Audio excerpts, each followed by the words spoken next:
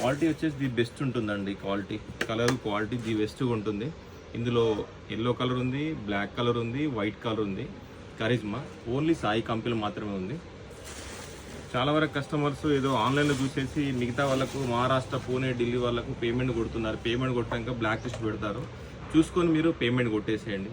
వాళ్ళు తక్కువ చూపిస్తారు. ఒక 2000లో బాడీ కిట్ అనగా మీరు పేమెంట్ చేస్తున్నారు, తర్వాత వాళ్ళు బ్లాక్ లిస్ట్ పెడుతున్నారు.